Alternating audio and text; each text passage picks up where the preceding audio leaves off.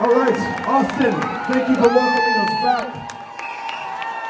Let us for a second consider what every single one of these statewide candidates is doing for every single one of us right now. They've sacrificed the better part of this last year away from their families, away from their careers, away from everything that is dear to them in their lives at great personal, financial sacrifice to themselves to make sure, even though the odds say that it's impossible maybe, or that it's going to be the longest of long shots, that we get this done for and by and with the people of Texas. And now 4 days from when these contests are going to be decided, we have them all in the same place right now, right here. Let's give them a big round of applause.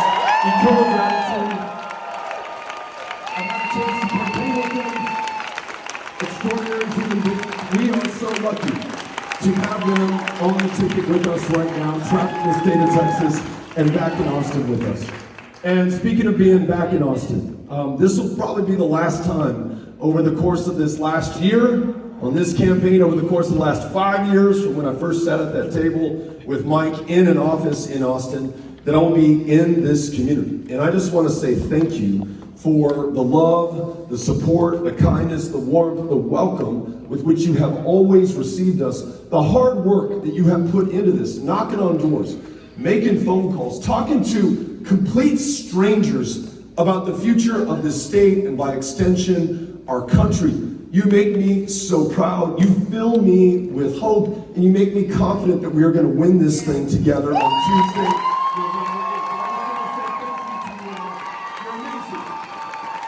And so let's go.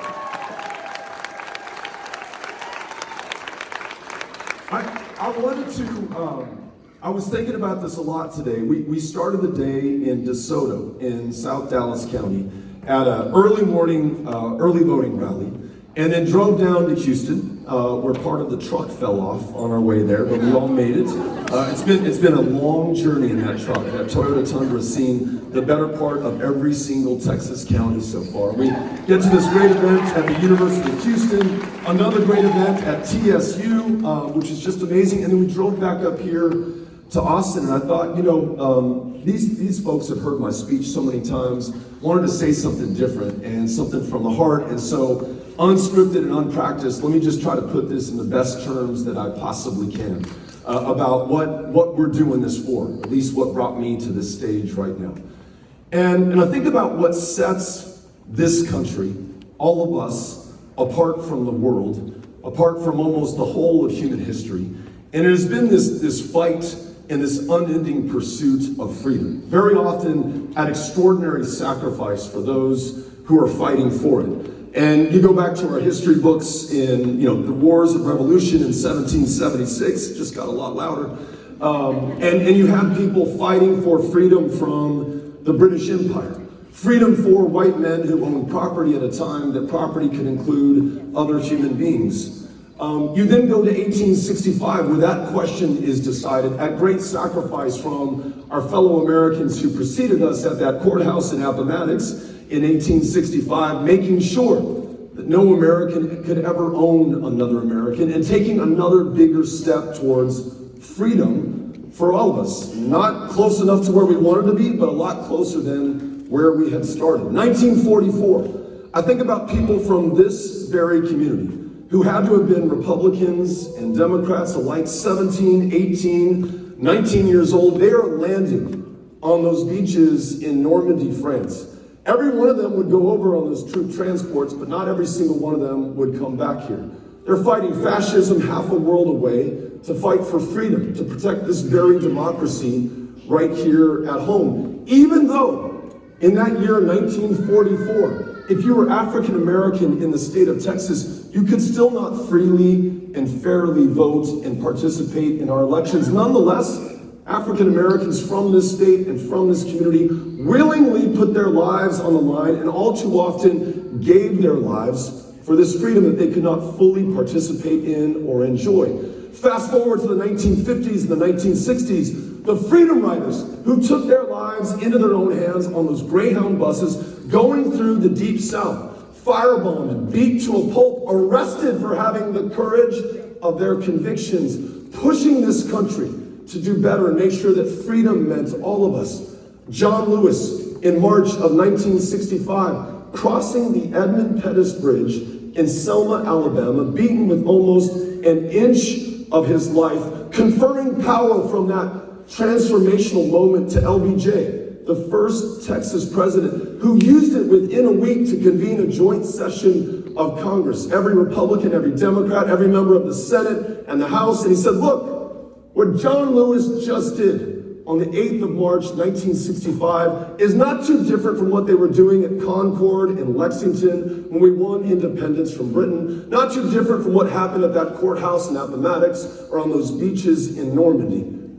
Well, I want to put you in that same tradition that LBJ placed John Lewis, because what they did together in that year produced the first true multiracial democracy in American history. And it is that democracy that we are on the verge of losing here in Texas more than anywhere else in America today. In Texas, where it is harder to cast a ballot, harder to get your name on the roll so that you're registered to vote than in any other state in the union. So with this challenge to our freedom right now, and the other freedoms that we are fighting for, the freedom for every woman to make her own decisions about her own body, her own future, her own health care, the freedom for every Texas child to survive the school year without being shot in the face and their parents having to identify their bodies by the shoes that they are wearing. In this state right now, we lead the nation in the number of school shootings. Gun violence, the leading cause of death for children and teenagers. And we know about Uvalde 23 weeks ago. Nothing's changed in this state to make it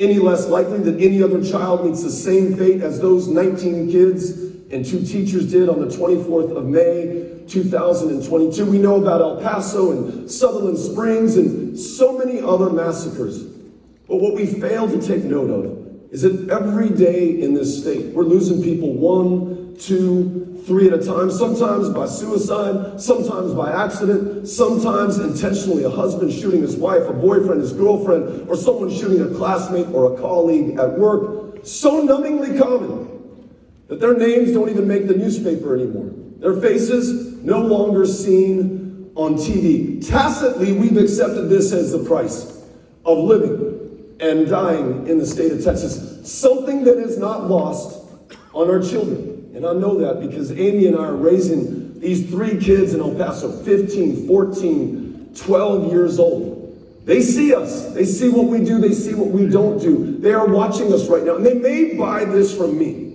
that where we are today is the consequence of 8 years of Greg Abbott. But they won't buy this on November 9th. Because now that we have all of this information about the true cost and consequence of those in power, these freedoms that are threatened, it is on us, each and every single one of us, to make this right. You know, Mike mentioned those in the LGBTQ community who find themselves under attack in the state. The freedom to be with the person that you want to be who you are at your core, that is under attack right now. If you are different from what they say is okay, if you're an immigrant, if you look a little bit different, if you pray differently, if you're not 8 generations, but you're just here 8 days, your freedoms are under attack right now.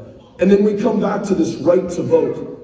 Harder to do this here than anywhere else. So my question for all of us is, how are we going to overcome this? In the way that they did in all these previous generations, we somehow have to find it within ourselves to overcome these challenges and come through. Because you think about the service and the sacrifice and the struggle that flows through Texas and American history right here to this room, right now, in this moment. And you think of everything that flows from here into the future. And whether it's next week, next month, 10 years from now, far off in the future when our great-grandkids are reading about us in their history books, those folks are going to want to know that we were not found wanting, that we were able to come through at this incredibly important moment of truth. And the challenge for us is not just to vote, as satisfying as that is. And I'm grateful that so many of you have. And if you haven't, the 8th is your last day, this coming Tuesday. But we've got to get other people, the very targets of that voter suppression, and voter intimidation that I'm talking about. We got to get them out to vote as well. And there are a couple of ways that we can do this. There are folks who are in yellow vests around here. They have on their clipboards open block walking shifts to knock on the doors of those voters who've been targeted to be disenfranchised from this great democracy that so many have struggled for, fought for, given their lives for, so that we could have this moment. You get on those doors, you talk to those voters over the next 4 days, we bring them in, and we're gonna win. There's another way to do this, and I think Carrie might have talked about this earlier. There's an app called Reach, and that app connects your contacts to the voter file. We find out if anybody in your life, your friends, your family members, your classmates, your colleagues, your neighbors, the folks you follow on social media and who follow you, if they have not yet voted, this app allows you to get in touch with them and gently, or maybe not so gently, remind them that this is the election of our lifetimes because our lives are literally on the line. So here are my instructions for you if you want to use the contacts in your phone to win this election. Text the word REACH, R-E-A-C-H, to 33339. That's REACH to 33339. If we all do that, just imagine the number of people all of us in this room know together and then independently, and we're bringing all of them into this election. That's what it's going to take. Going back to the 1960s, and I mentioned John Lewis crossing the Edmund Pettus Bridge. Well, before him, there was a woman named Septa McClark. I don't know if any of you are familiar with the name, but she started these citizenship schools in the Deep South. Yeah, somebody's heard her name before. Because back then, in order for you to get on the rolls in these southern states of the former Confederacy, you literally had to memorize parts of the state constitution. You had to take a literacy test. They were going to put you through the ringer before you could ever get your name on the rolls. And she starts these schools and invites people to come into these schools. And those people had the courage of their convictions at that moment, because they knew that when the sheriff's deputy saw them walk into these citizenship schools, they were now a target for the enforcement from that sheriff's deputy just for wanting to participate in this democracy. Countless of them would spend time in jail or be beaten or even be killed for wanting to have that right to vote. And yet they overcame, and they produced this multiracial democracy that we have right now. So what are we willing to do for ourselves and for one another and for the generations to come at this moment of truth? There's no citizenship schools that we have to run or go to. It is literally just knocking on doors, making phone calls, reaching out to people on this app right now. I'm asking you to do all that you can with what you have, where you are right now. We want to make sure that we have a victory of historic proportions to celebrate on Tuesday, November 8th. We want to make sure that this state reflects our values, our interests, and who we are at our best. No longer defined by who we're supposed to hate or be afraid of, but how we come together to do truly great things by and for one another. The candidates up here have outlined what that looks like. Women making their own decisions about their own body. Teachers being paid enough not to work a second or a third job. Kids getting valuable classroom time back because we canceled the STAR test. This kid over here paid me off to say that. So, treating people with respect and dignity, right? No longer fearing arrest based on the color of your skin or incarceration for possession of a substance that is legal in most of the rest of the country. In the most incarcerated nation on the planet, this is the most incarcerated state within it, disproportionately populated by black and brown Texans there for nonviolent drug crime. So I join Mike Collier in the call for legalization and the expungement of arrest records for those who have served time in the state of Texas. And then on this democracy, let's make sure, after we win, that we make it easier for people to freely and fairly decide the outcome of these contests. Republican, Democrat, no me importa, right? We just want you to be able to vote. So automatic registration, when you turn 18, you're on the rolls. Online voter registration, replacing gerrymandered districts with citizen-led redistricting commissions. Well, I really like this one. We have, believe it or not, and many of you will, we have on the books a state holiday called Confederate Heroes Day. What if we replace that with Election Day as a state holiday? Take the day off of work, take the day off of school, be able to cast that ballot. Well, look, you all are making it possible. And I want to close as I began with a message of thanksgiving for what you have done so far over all of these years. And many of you have been out there in the political wilderness in a state that has been reliably red for nearing 3 decades so far, doing this work, having the faith, and putting the action behind that to bring us to this moment where we can really come through and do this together. So, let's take these next 4 days and give it everything we got. You all ready to do the work? You all ready to win? We are going to win this together with this amazing slate right here. Come on up on the stage.